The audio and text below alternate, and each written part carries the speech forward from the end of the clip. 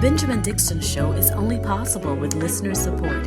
Go to www.thebenjamindixonshow.com to register for our blog and join the Progressive Army.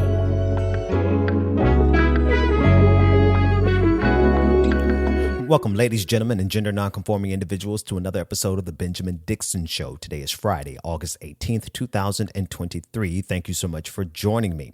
In the aftermath of the fourth indictment of the former president of the United States, Donald John Trump, Republican and conservative extremists have taken the names, addresses, and photos of the grand jury members from Fulton County, Georgia, and posted them online on websites that are notorious for right-wing extremism, putting the lives and the safety of those grand jurors at risk. Many have now had to change their location to go into hiding to protect themselves from the possible threat of violence from right-wing extremists who are committed to their fealty to Donald Trump. Now, for his part, Donald Trump promised to hold a press conference on this coming Monday that was going to unequivocally exonerate him from any of the accusations in any of the indictments that he has been facing, or that he is facing. And subsequently, that press conference has already been canceled upon the advice of his attorneys, or whichever attorneys are still left that haven't themselves been charged with a crime. He finally listened to someone. And so, unfortunately, we will not have that spectacle on this coming Monday. But that hasn't stopped the former president from taking to the airwaves and spreading even more disruptive propaganda to I'm not sure if he honestly believes what he is saying is going to help his case, but at the rate that he is making these public announcements, it has to be the case that in the mind of Donald John Trump, the more chaos he can cause, the more likely he can get away with his crimes. Listen in. Because of the freedom of speech sham indictment by crooked Joe Biden, deranged Jack Smith and the DOJ, it has just been reported that the unselect January 6th committee, they are unselect indeed, of political hacks and thugs, has illegally destroyed all of their records and their documents. So they took all of their records, all of their documents, they reported it, tried to get me indicted, and probably did, and then they destroyed everything. This is unthinkable, and the fake political indictment against me must be immediately withdrawn. The system is rigged and corrupt, very much like the presidential election of 2020, and we have plenty of proof on that. We are a nation in decline, but we'll turn it around. We have no choice. Yeah. I just want to know which one of those indictments was actually fake, Donald Trump, because you have four. You said that there was a fake indictment. Which of the four, 2 federal and 2 state level, 91 charges, 91 counts across all 4 indictments, which one is fake? Which one of the 91 charges are fake? Now, that's just Donald Trump being Donald Trump. What his attorneys actually attempted to do was to move the trial date for the Fulton County trial in Georgia out 2.5 years. He wanted to shift it out all the way to 2026. And of course, the judge rejected that idea, that preposterous idea of Donald Trump honestly believes that he should be able to run for president without having to worry about any of his crimes, any of his charges, or any of his trials. Here he is, this time on Fox News, making the case. It's a witch hunt. It's just a continuation of a witch hunt. They want to silence you. They want to silence you. And they mean silence. They are, I think they're sick people. I think they are people that have no idea how the world works, and they have no idea the anger they cause. You know, we have a tremendous group of people in this country, and I'm not just talking about Republicans. We have them on both sides, and we have a lot of them. And when they watch this witch hunt, this disgusting situation, where they do it for publicity, where they do fundraisers based on, she, in her case, and they're all bad, but in her case, because I have 4 of them now, if you look. I mean, this is not even possible. 4 over the last couple of months. And frankly, it discredits everything. And they're all very similar in the sense that they're There's no basis for them. There's no basis for any of the 91 charges, any of the 4 indictments, whether they be federal or state level. Of course, this is not breaking news for Donald Trump because this is who Donald Trump is. But what is interesting in this moment is to watch the divide that is growing. Now, as it stands, Donald Trump is leading the primary for the Republican nomination. I mean, he's just running away with it. So the Republican voters, they are looking and leaning towards Donald Trump yet again. But inside of the Republican Party, the apparatus, you have those Republicans who are trying to get rid of Donald Trump. They're trying to purge their party of MAGAism. Right. And then on the other side, you have those people like Marjorie Taylor Greene and all of the rest of the ultra MAGA Republicans who are standing by him, even so far as Georgia State Senator Colton Moore calling for the impeachment of Fannie Lewis. He's calling for a special session of the Georgia State Legislature to investigate the prosecutor investigating Donald Trump. Here is State Senator Colton Moore on Charlie Kirk's show yesterday. I have a job to do as a senator, Charlie, and part of that job in the legislature is providing oversight. The Constitution gives us some tools to do that. First of which is the power of the purse, right? We control the money. And my constituents, Georgians, outside of the city of Atlanta don't feel that their tax dollars ought to be used for this type of purpose. You know, we've also got the power to investigate any judicial or executive official. And we ought to be doing an investigation on Fonnie Willett. And if that investigation turns out that she's corrupt, like many of us suspect, it's time for impeachment. And of course, the Republicans across the country are generally threatening this. Now, I, for one, say if you have indictable or impeachable offenses, and I'm going to be careful with that second one, impeachable, because impeachment is a political process that doesn't hinge as much on the letter of the law as it does having the political majority necessary to impeach. But if they feel like they have impeachable offenses, okay, try your luck. But certainly if you have indictable offenses against any sitting politician, I don't care what party they are in, show us the receipts. Indict them. Do it. Otherwise, what you're threatening is political retaliation with no substance, which this political party, the Republican Party, the conservative movement today, is 1,000% capable of enacting political retribution based on absolutely no evidence. They would, without question, impeach and indict someone. Particularly the indictment is the one I'm really focused on, because they will ignore the law.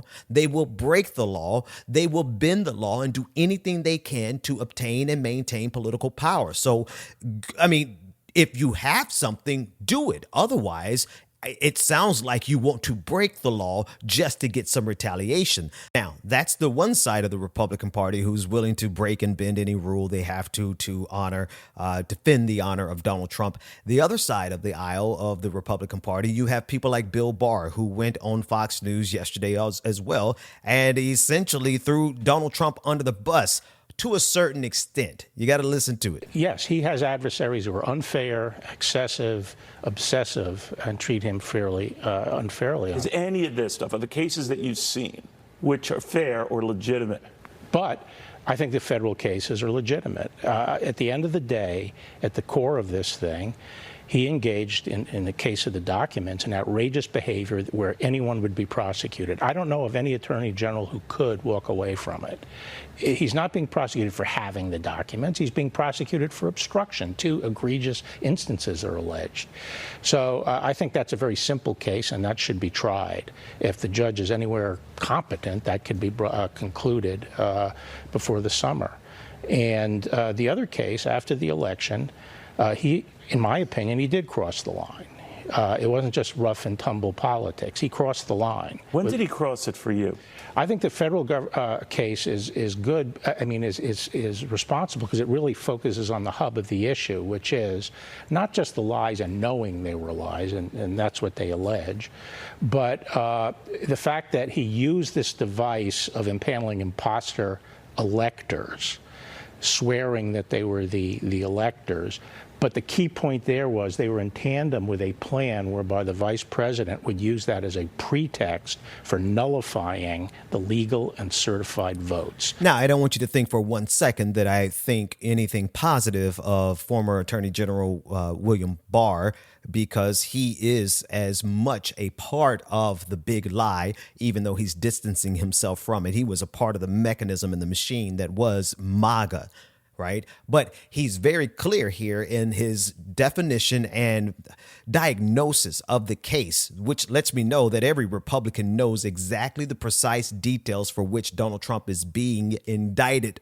Right. But that doesn't stop them from being willing to destroy this democracy in order to protect the honor of Donald Trump and to score just some cheap political points. That said, when William Barr was asked whether or not he would vote for Donald Trump, he said he wouldn't rule it out. It's a possibility. Listen in. And that's because Trump is toxic to too many voters to put together the coalition necessary to win a decisive victory. He'd be the Republican nominee, though, regardless, right? Well, if he wins the nomination, would yes. Bill Barr support him?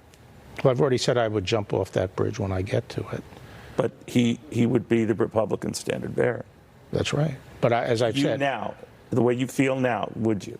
Well, I'd have to wait and see all the evidence that comes out about his conduct and so forth. Right now, most of it is allegations, but I'd have to wait and see what the situation is. I've already explained that if I thought that one of two people is going to end up as the president, then I wouldn't throw my vote away. I would try to make a decision who would do the least damage to the country. But if there were other options, I would also consider. Would you just not vote for president? Vote on no, I think down ticket? No, if one of two people is going to do it, I would have to make that bitter choice. But and if there are other options, but it's conceivable Bill Barr could vote for Donald Trump. Well, I'm not. As I said, I'd jump off that bridge when I get to it. Okay.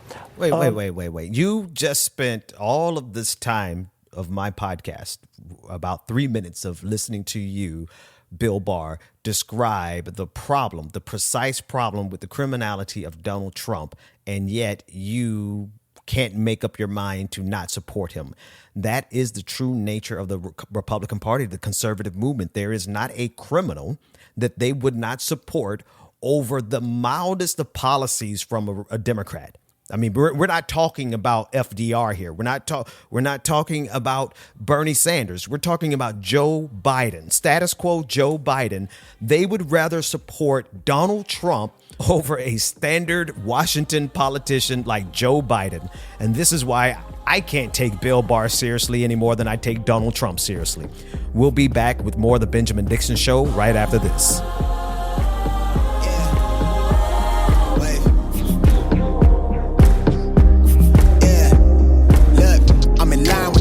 I'm in sync with the earth. 10 toes deep, flower child from the turf. I never switch sides, like even when I die, I'ma ride for the squad, let her ties in the hearse. I've been on the vibe, kinda hard to describe. I'm in between, I'm good and it's fine, but I'm tired of the grind. Then I come alive in the night to realize I'm in the middle of the time of my life. I'm never so packed for the stack, never lied on the rap. Got a bag from the way that I write it. Queen looking Tyson, do that as the vibe, doing 80 to the house, then I hit it. Welcome back to the Benjamin Dixon Show. Visit us online at thebenjamindixonshow.com.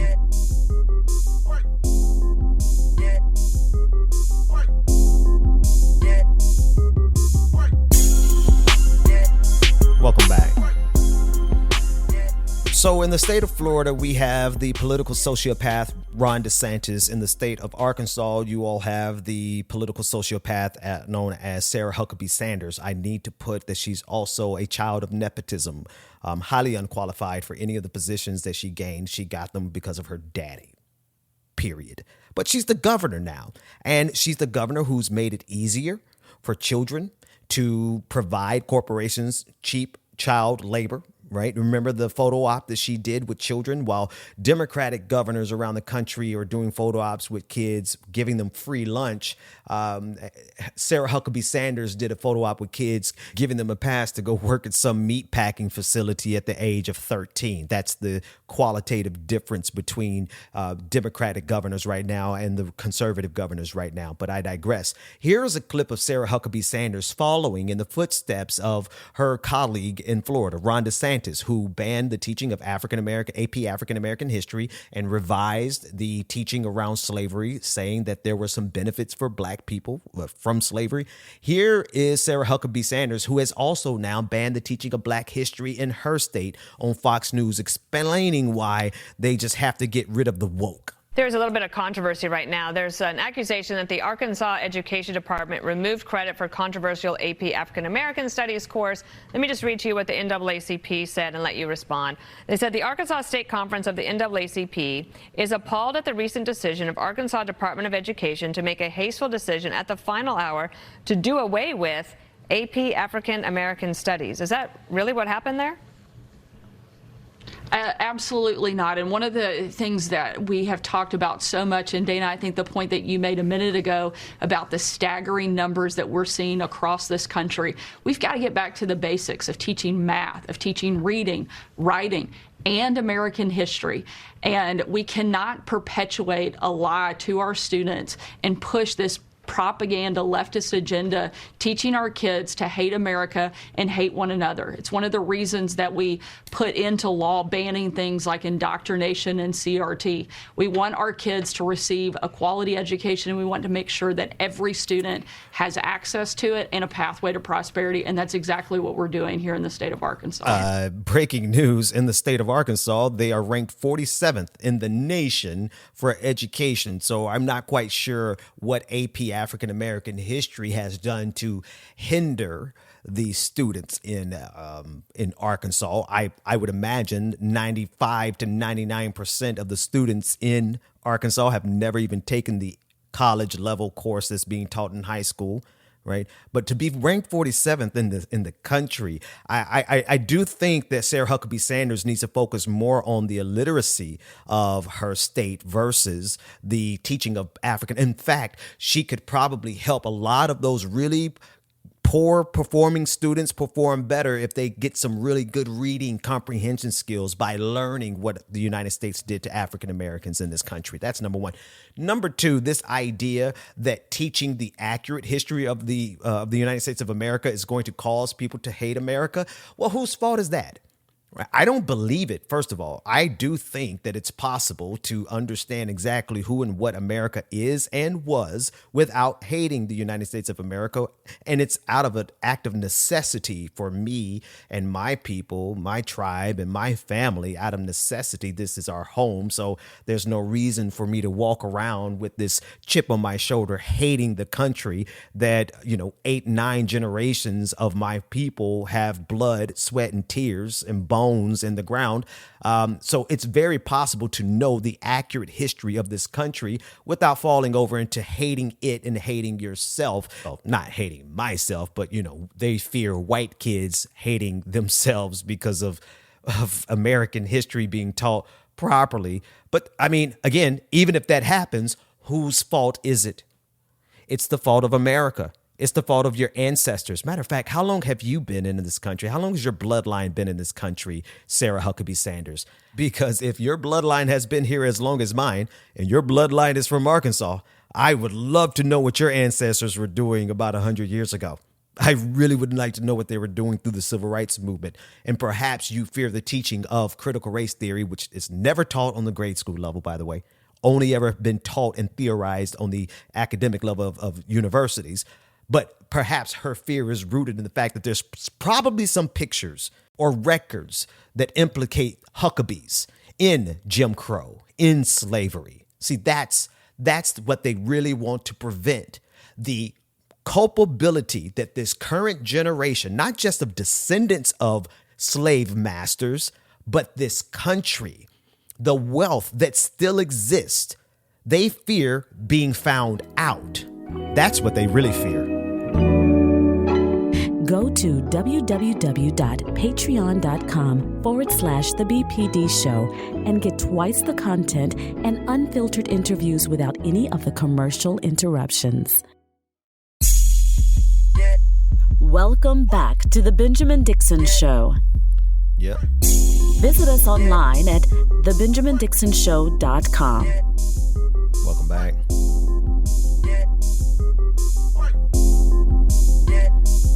Welcome back. Come with me to Brookhaven, Mississippi. It's another city that I am very familiar with. I grew up many years riding my bike around the city of Brookhaven, going to the corner store when my mother told me not to. That's where my childhood best friends are from. So I know the city well, and I was just there last year. I was there and I had an opportunity to meet DeMontario Gibson. That is the young man who was shot at by two white men by the name of Brandon Case and Jeffrey Case. Those two, that father and son duo, they were on trial for attempted first-degree murder, conspiracy, and shooting into the vehicle of DeMontario Gibson. This is according to the Mississippi Free Press, which is an absolutely phenomenal publication. I recommend, if you want any news on the state of Mississippi, check out my people over at the Mississippi Free Press.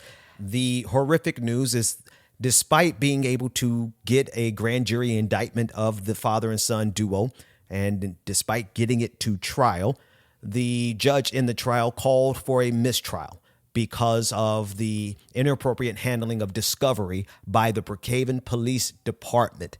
And when you know a little bit about the Brookhaven Police Department, it compounds the insult to injury of this ending in a mistrial. Listen to the judge as he announces the mistrial, and then also listen to the response from the mother of DeMontario Gibson, who was in the Lincoln County Courthouse. And then finally, listen to listen to the judge's reply to the mother. The failure to turn over matters in discovery is just something that can't be ignored. In 17 years, I don't think I've ever seen it happen, but it happened here. And with great reluctance, the court has no choice in this matter but to grant the motion for a mistrial.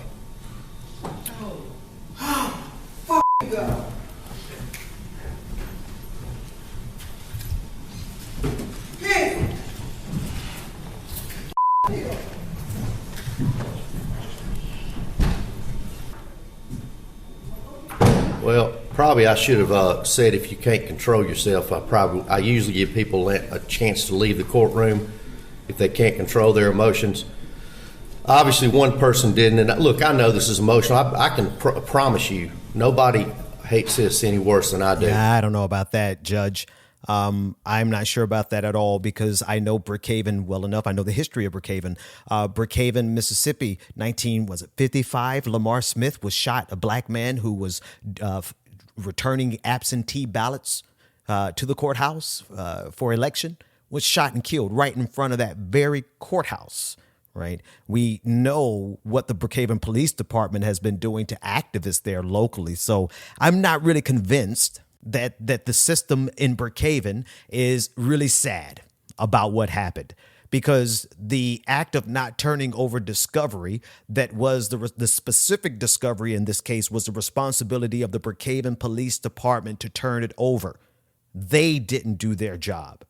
So this, when you really think about this, it's hard not to feel like that mother probably is feeling right now, that the Brookhaven Police Department did this on purpose.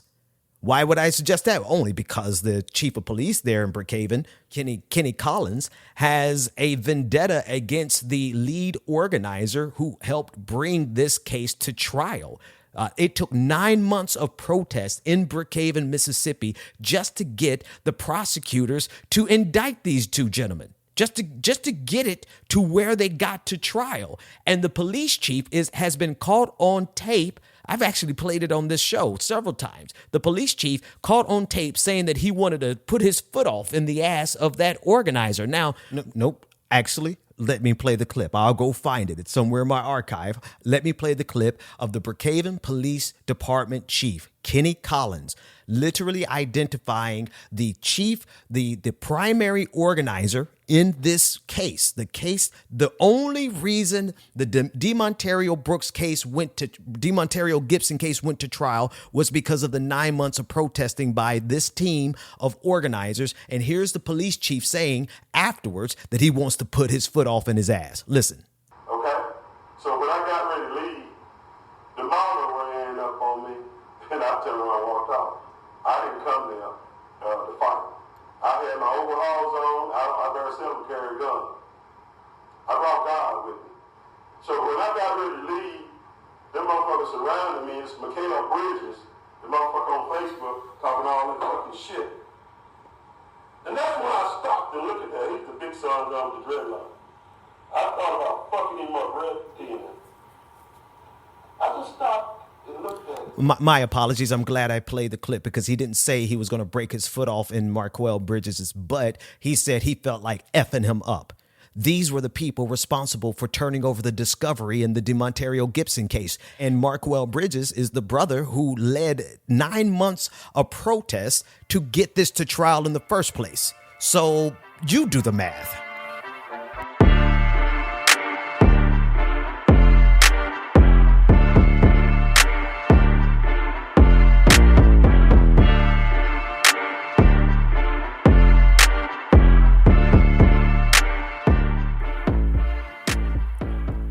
Coming up next week, we are going to have one final patron party in this season of patron parties. We're not ending them. We are revamping them. So go to patreon.com/the BPD show. Listen, this is a fire podcast. I would just say so myself. I stopped listening to my own podcast. I used to just put it out and stop listening for a while. And then I went back and started listening again like 2 months ago. I'm like, whoa. This is high quality stuff. Patreon.com/the BPD show. If you're listening to it, you must agree. Next week, we're having one more patron party before we revamp them. And then in the future, we're going to have a brand new, revitalized, renovated, just like it's going to rock. I'm doing all the alliterations I can think of. Patreon.com/the BPD show. And in today's patrons only episode, coming up in the next few minutes, patrons, stay tuned. Coming up, I'm going to be discussing more about Ron DeSantis' death threats. He is absolutely trying to paint himself as this tough guy, and he's essentially saying anybody who gets caught coming across the border with a backpack full of fentanyl, which, number one, how do you know what's in their backpacks? Especially when you hear what he wants to do to them. He wants to kill them stone cold dead at the border, are his exact words, along with his threat for civil workers, saying that he's going to go in and day one start slitting throats. I tend to think that we should believe a little man like that, especially when he has a history of interrogating, or rather, let me say it very precisely, overseeing torture at Guantanamo Bay. He was the JAG officer in the Navy who was charged with being there to make sure that everything was properly documented, only to have detainees later on in life confess that they were more angry with him than they were their torturers because of the joy. This is the guy. This is the guy running for president. We'll be discussing that along with a whole bunch of other clips. I also want to talk about James O'Keefe. He is the troll. He was one of the first right-wing misinformation experts in the modern era who utilized the internet. He was the guy who brought down Acorn. Well, he is under investigation for plundering his own organization that he later on got thrown out of. All of that is coming up in the patrons only episode, patreon.com/the BPD show. And finally, in the patrons only episode, I want to discuss this clip. I'm going to play the clip for you publicly, but we're going to discuss not only this specific clip from Carl Sagan, but Carl Sagan, generally speaking. Here's a clip of him testifying before Congress about the reality of climate change decades ago. And so as we are living in the beginning stages of seeing and feeling the effects of climate change, I need everyone to understand that we have known about this long enough for us to do something. So that makes the fact that we are where we are that much more frustrating. Here's Carl Sagan. The present rate of burning of fossil fuels, the present rate of increase of minor infrared absorbing gases in the Earth's atmosphere, that there will be a several centigrade degree temperature increase on the Earth, global average, by the middle to the end of the next century, and that has a variety of consequences, including redistribution of local climates and through the melting of glaciers, an increase in global sea level. There is concern on a somewhat longer time scale about the collapse of the West Antarctic ice sheet and a general rise of many, many meters in sea level. So we have a kind of handwriting on the wall. Certainly there's more research to be done, but as I say, there is a consensus. What can be done about it? The idea that we should immediately stop burning fossil fuel has such severe economic consequences that no one, of course, will take it seriously. But there are many other things that can be done. One has to do with subsidies for fossil fuels. More efficient use could be encouraged by fewer government subsidies. Secondly, there are alternative energy sources, some of which are useful, at least locally.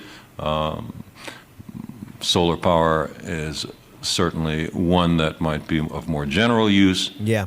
We're going to discuss that clip in the Patrons Only episode. And last but not least, we will be discussing the fact that Elon Musk just announced that he's getting rid of the block function on Twitter. Now, I know that's not like major news, but Elon might want to check with people like Candace Owens and Dave Rubin and Jake Shields, Andy Ngo, Miles Chung, all the Dave Bongingo, whatever his name is. They all have me blocked because they can't handle the truth.